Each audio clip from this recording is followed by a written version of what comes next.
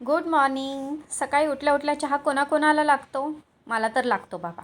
आणि भाजीला काय जेवण नसेल तेव्हा चण्याची पोळी, चपाती आणि चहा हे ठरलेलं आहे. हे सगळं झालं, पोरी अजून उठलेल्या नसतात. स्कूलला जायचं आहे बघा, तिघीच्या तिघी अजून झोपलेल्या आहेत. मग त्यांना उठवायचं कसं बसं करून, अगं उठ, स्कूलला जायचं आहे, स्कूलला जायचं आहे, उठ पटकन.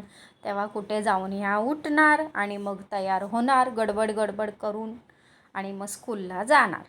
मग त्यांना बाय बाय केलं, प्रिशूनीसुद्धा त्यांना बाय बाय केलं आणि तिथेच गॅलरीमध्ये तिने पूर्ण गॅलरी स्वच्छ करून काढली. पण तिला म्हटलं, अगं बाई तू किती काम करतेस, बस झालं आता, एवढं नको काम करू आत्ताच. तरी तिचं चालूच असतं.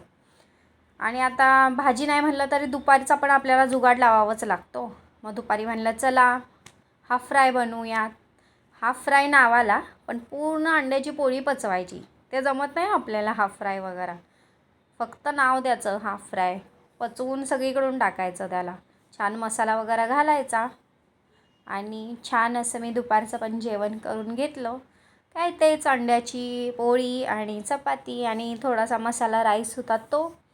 छान असं जेवण करून घेतलं. आणि तुम्हाला सांगते बापरे, म्हणजे खूप मोठं नुकसान होता राहिलं की झालं काय समजतच नाही आहे. आमचा AC अचानक कूलिंग करायचा बंद झाला. 2 जणांनी आधी चेक करून गेला, काय उपयोग झाला नाही. सर्व्हिस चार्जेस तेवढे घेऊन गेले, नंतर समजलं कॉम्प्रेसरच खराब आहे. त्याच्यानंतर बापरे, बरं झालं वॉरंटीमध्ये होता म्हणून तो चेंज करून मिळाला, नाही तर कितीला पडलं असतं. तरी स्वस्तात काम झालं. तर काय बोलणार. चला आता उन्हाळ्यात इतकं गरम होतं म्हणल्यावर AC तर पाहिजेच, आपल्याकडे ऑप्शन नाही आहे दुसरा त्याला व्यवस्थित करण्याशिवाय.